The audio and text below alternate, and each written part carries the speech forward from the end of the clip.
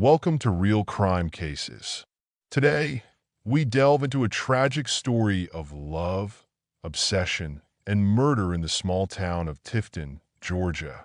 The following story is one of dark secrets, emotional turmoil, and a brutal murder that left an indelible mark on everyone involved. This is the case of a respected man whose life ended in a nightmarish way at the hands of an unexpected killer, leaving questions that would haunt the town forever. Willy Tanners, 49, was a well-known and respected figure in the small southern town of Tifton. He owned Tanners Hardware, a local hardware store that had been serving the community for over 2 decades. Known for his friendly service and wide selection of tools and supplies, Tanners Hardware was the kind of place where neighbors could find what they needed, whether it was a simple screwdriver or advice on how to fix a leaky faucet. Willie was often seen behind the counter, greeting customers with a warm smile and chatting about various topics. Willie's life seemed ideal to those who knew him. He was married to Lynn Tanners, 48, his high school sweetheart, and the couple was often involved in local church activities and charity events. However, beneath this seemingly perfect exterior, Willie was hiding a dark secret. Despite his reputation as a devoted husband and exemplary citizen, he had started a secret relationship with Madison Kelly, an 18-year-old high school senior. Madison, known for her striking looks and intelligence, was a regular customer at the hardware store. Over time, a friendship developed, which soon turned into a sexual relationship. Torn between guilt and desire, Willie struggled with his conscience as the holiday season approached. He knew the relationship was wrong, but he couldn't free himself from the emotional entanglement that had developed. The relationship was fiery and extremely intense, with Willie torn between his guilt and his growing attachment to Madison. In the days leading up to his death, Willie appeared distant and distracted, trying to maintain the facade of a loving husband while battling his inner turmoil. As Christmas approached in December 2019, Willie's behavior began to change. He spent less time at home and more time working late. Lynn noticed the change, but attributed it to the stress of running the business during the busy holiday season. Friends and neighbors also noticed that Willie seemed worried, no longer as cheerful as before, but no one could have imagined the storm brewing beneath the surface, a storm that would soon shatter the peace of their small town. It was the morning of December 22nd, 2019, just days before Christmas. Tifton was quiet, with most residents finishing their Christmas shopping or decorating their homes. Around 9 a.m., Lynn Tanners returned home after the Sunday service at First Baptist Church, where she had volunteered to help prepare for the Christmas Eve service. She noticed Willie's truck parked in the driveway, which seemed odd since he had mentioned needing to pick up some last-minute supplies for the store. When Lynn entered their home on Bride Street, the first thing she noticed was the fresh pine scent from the Christmas tree they had decorated together. The tree was still lit with colorful lights, and beneath it were carefully wrapped gifts, some with her name on them.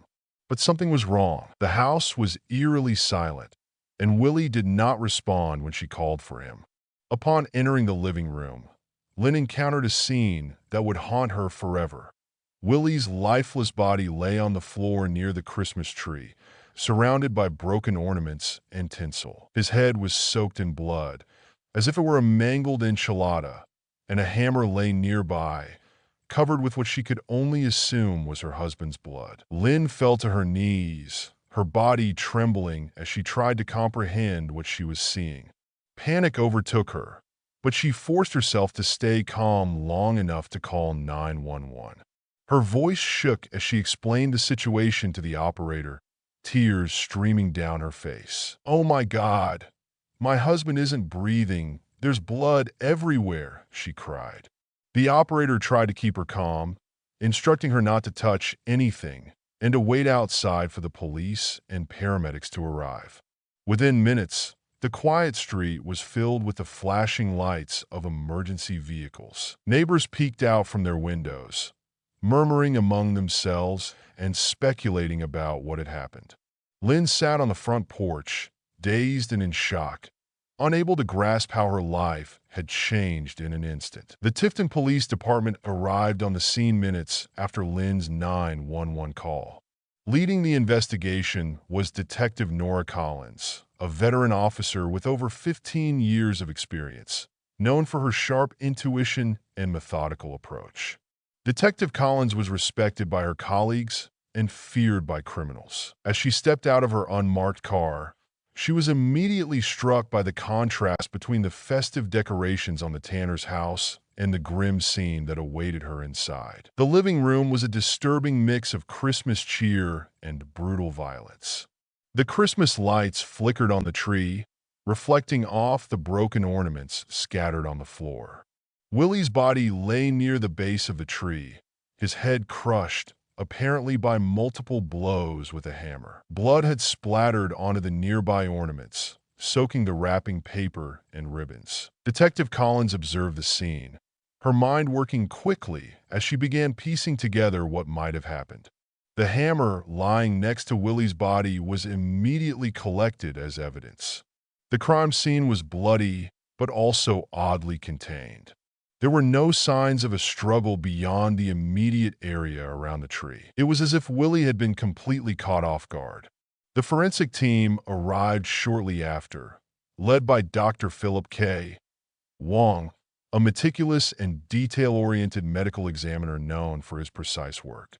Dr. Wong began examining Willy's body, noting the severe head trauma, which likely caused an instant death. He estimated the time of death to be between 10 p.m. and midnight the previous night, based on the state of rigor mortis. Detective Collins ordered her team to collect all possible evidence.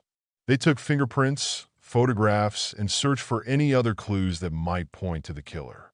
They also interviewed Lynn Tanner, who was still in shock but managed to provide a basic timeline of her morning and Willy's activities the previous day. As the investigation progressed, Detective Collins couldn't shake the feeling that this had been a crime of passion. The brutality of the attack suggested deep anger or jealousy, emotions that often fuel such violent outbursts. But who could have hated Willy Tanner so much to kill him in such a brutal way? That was the question Collins was determined to answer. The first person Detective Nora Collins decided to investigate was Madison Kelly, the 18-year-old high school senior who had also been Willy Tanner's secret lover. She was involved in several extracurricular activities, including the school drama club, where she had recently impressed audiences by playing Tiny Tim in a local production of A Christmas Carol. But beneath her polished exterior, Madison was emotionally fragile, a trait that had become more evident in recent months. Madison lived with her mother, Tammy Kelly, in a small but tidy house on the outskirts of town. The Kellys were known for being private, and Tammy was known in the community for being controlling and obsessed with her daughter's appearance, especially after Madison's father came out as gay and left the family. When Detective Collins arrived at the Kelly residence on the afternoon of December 22nd, she found Madison still in her pajamas, in her room, visibly affected by the news of Willy's death. The room was a typical teenage sanctuary, with posters of pop stars like Taylor Swift and Ariana Grande, but there were also signs of Madison's obsession with Willy. Detective Collins noticed a framed photo of Willy shirtless on Madison's nightstand, and her diaries were filled with graphic entries about their sexual relationship.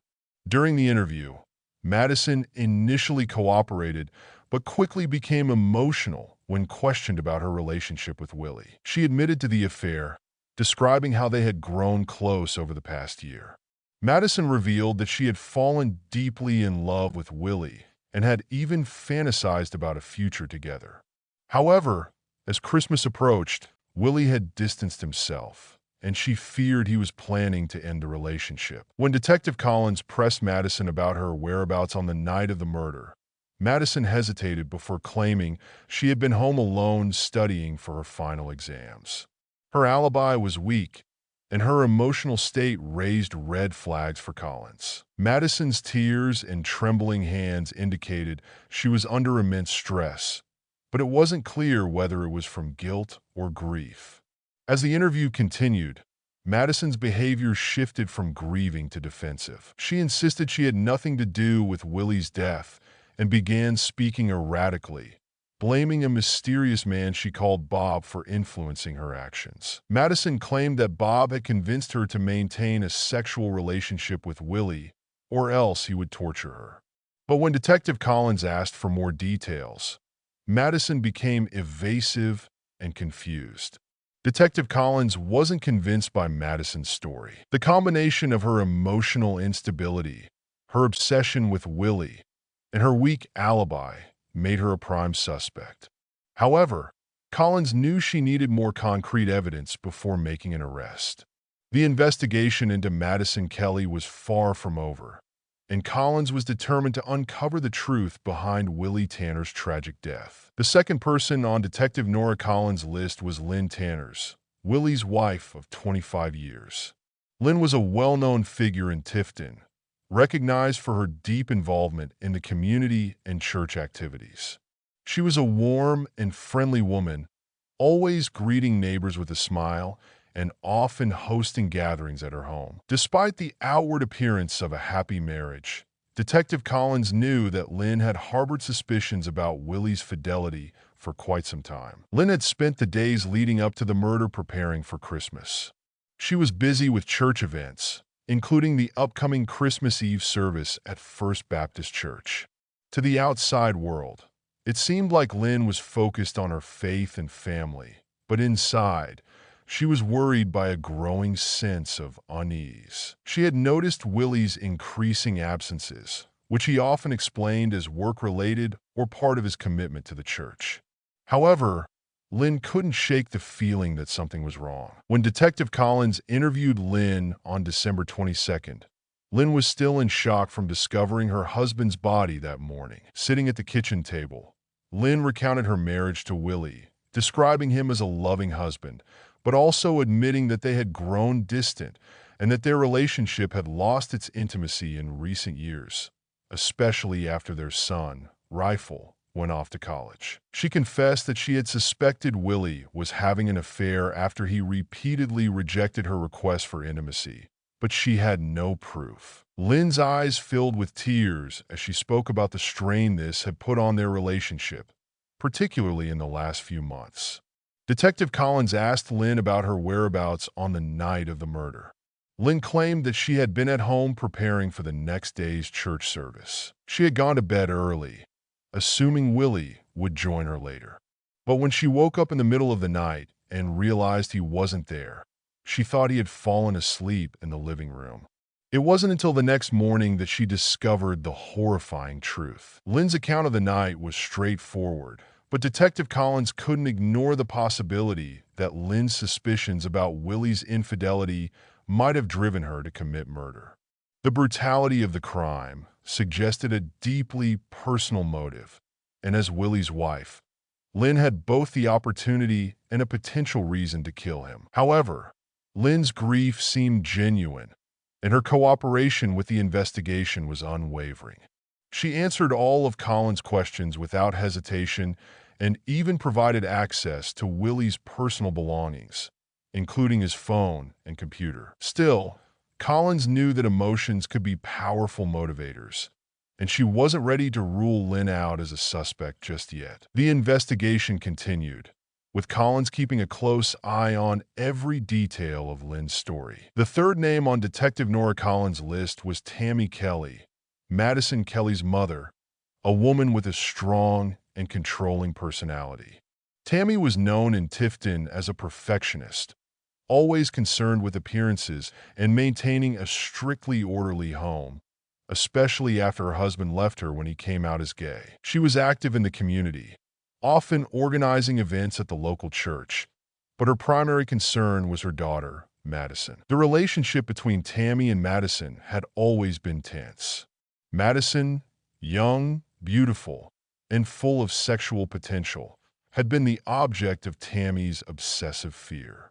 Tammy's control over Madison extended to every aspect of her life, from the clothes she wore to her social interactions. It was well known among neighbors that Tammy had very high expectations for her daughter and was often harsh when those expectations were not met. There were even rumors that Tammy disciplined Madison severely, with one particularly disturbing story claiming that Tammy would spank Madison whenever she thought her daughter was attracting too much attention from the men in the community. Detective Collins approached Tammy on December 23rd, the day after Willy Tanner's body was found. Tammy was at home, seemingly unperturbed by the previous day's events. She welcomed Collins into her immaculate living room, decorated with traditional Christmas ornaments, including a perfectly adorned tree and a nativity scene. Tammy was calm and composed as she spoke, but there was an underlying tension in her demeanor. Collins began the interview by asking Tammy about her relationship with Willy. Tammy was quick to praise Willy, describing him in a distant manner as a good man and a pillar of the community. However, when the conversation shifted to Madison, Tammy's tone became more cautious. She admitted that she had been upset with Madison's recent behavior, noting that her daughter had started wearing makeup and a bra in the weeks leading up to the murder. When Collins pressed Tammy on whether she knew about Madison's sexual relationship with Willy, something she had been trying to avoid, Tammy's composure faltered slightly. She denied knowing about the relationship, but admitted that she had noticed Madison had begun dressing like a prostitute, in her words. Tammy claimed that she had tried to talk to Madison about it, but her daughter had ignored her, insisting that everything was fine. Collins couldn't ignore the possibility that Tammy's jealousy and need for control might have driven her to commit the murder. Tammy's intense need to control her daughter, combined with the potential scandal of Madison's sexual relationship with a much older man, could have been her worst nightmare. This gave her a plausible motive. However, Tammy remained cold and calm throughout the interview, showing little sign of guilt or remorse. She was polite and cooperative, but offered little useful information. As Collins left the Kelly home, she knew she couldn't rule Tammy out as a suspect. The investigation was becoming more complex, with each suspect revealing new layers of potential motives and secrets, but without concrete evidence. Collins was still piecing together the puzzle. On December 24th, 2019, just a day before Christmas, the investigation took a significant turn. It was a cold, gray morning in Tifton, Georgia, with temperatures hovering around 40 degrees Fahrenheit. Detective Nora Collins and her team returned to the Tanner residence, meticulously re-examining every corner of the crime scene, determined to find any clues they might have missed. As the team combed through the house, an officer noticed something strange near the fireplace. Among the carefully wrapped Christmas gifts, he found a small torn piece of paper, partially hidden under the rug. The paper appeared to be a handwritten note, but only a fragment was legible. It read, "Dirty boy, meet me at," followed by a time, 10 p.m., and the initials MK. This discovery immediately caught Detective Collins' attention. The initials MK seemed to match those of Madison Kelly, Willy's secret lover. The time mentioned in the note also matched the estimated time of Willy's death. Collins realized that this could be the key piece of evidence linking Madison directly to the crime scene on the night of the murder. Collins quickly ordered a forensic analysis of the note, hoping to determine if the handwriting matched Madison's. The note was sent to the Georgia Bureau of Investigation in Atlanta for further analysis. Meanwhile, Collins decided to return to Madison's house to search for anything that could connect her to the note or the crime. At the Kelly residence, Collins and her team found a notebook in Madison's bedroom, hidden under her mattress. The notebook was filled with disturbing entries about her obsession with Willy, including detailed descriptions of their sexual encounters and plans to secretly meet him. One of the entries, dated December 22nd, matched the time and place mentioned in the note found at the Tanner home. This new evidence was crucial. It not only placed Madison at the crime scene, but also provided a motive driven by jealousy and obsession. Collins felt the case beginning to take shape, with the pieces of the puzzle finally coming together. Back at the station, forensic analysis confirmed that the handwriting on the note matched Madison's. This was the breakthrough Collins had been waiting for. With this new evidence, the investigation quickly focused on Madison Kelly, making her the prime suspect in Willy Tanners' murder. With this new breakthrough, Collins decided to interrogate Madison again. During the second interrogation, Madison attempted to change her story. She claimed that Bob, an imaginary secret lover, had been manipulating her for years and that he had forced her to kill Willy. According to her elaborate version, Bob was a high-ranking politician involved in strange sexual rituals and secret satanic and Wiccan practices. Madison insisted that Bob had coerced her into living a life of sin and had eventually commanded her to murder Willy. The police, however, were not fooled by her story. Detective Nora Collins, who had been leading the investigation, saw through the lies. Despite Madison's attempts to shift the blame, the evidence was clear. The handwriting on the note found at the crime scene matched Madison's, and her obsessive diary entries painted the picture of a young woman consumed by jealousy and rage. When confronted with the evidence, Madison once again tried to alter her version of events. This time, she claimed that Bob was not a real person but a voice in her head, and that she was suffering from a mental illness. She said she was not in control of her actions on the night of the murder. But the police didn't believe her. They were convinced that Madison was lying to cover up her crime. On December 26, 2019, Madison Kelly was officially arrested for the murder of Willy Tanner. She was taken into custody without incident, eerily calm as she was handcuffed and led away.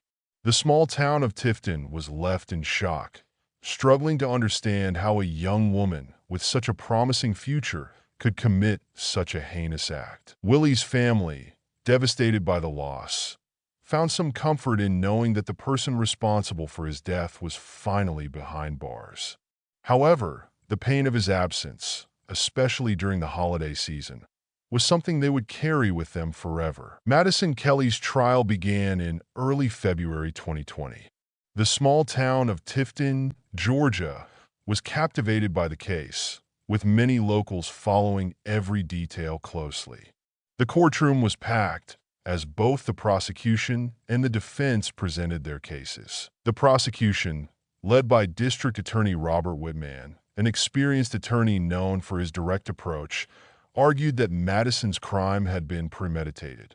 Whitman, 52, described how Madison's obsession with Willy Tanner had reached a dangerous level, driving her to commit a brutal murder when he tried to end their relationship. He emphasized the cold and calculated nature of the crime, pointing to the evidence that suggested Madison had brought the hammer with the intention of using it. On the other hand, defense attorney Karen Blackwell, 45, known for her sharp but compassionate legal mind, argued that Madison had been mentally unstable at the time of the murder.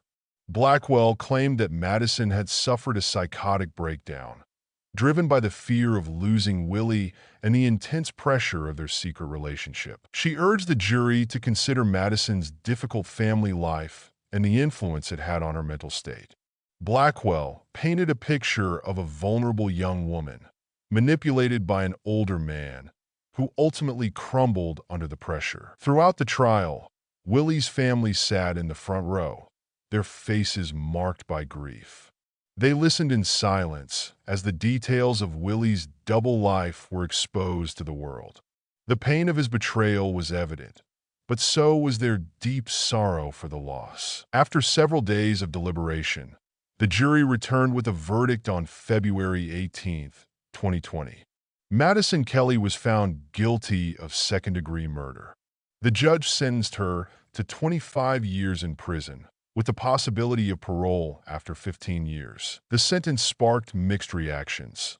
Some thought it was too lenient given the brutality of the crime, while others believed it was a fair punishment, considering Madison's youth and mental disorder. Willy's family expressed relief that the trial was over, but they knew the scars of this tragedy would remain with them forever. After the trial concluded, life in Tifton, Georgia, slowly began to return to normal, though the memory of the crime lingered. Willy Tanner's hardware store, once a community hub, closed its doors for good. Without Willy to run it, his family decided they couldn't carry on with the business. The closure marked the end of an era for the small town, leaving a void that would be hard to fill. Madison Kelly was transferred to a state prison, where she began serving her 25-year sentence. Despite her attempts to feign mental illness during the trial, psychiatric evaluations in prison found no evidence of schizophrenia or any other condition that could explain her actions. Madison spent her days in relative isolation, with few visitors. Her once promising future was now a distant memory, replaced by the harsh reality of a life behind bars. Willy Tanners, Willy's widow, struggled to cope with the revelations about her husband's double life. Knowing that Willy had been unfaithful with an 18-year-old was a heavy burden to bear.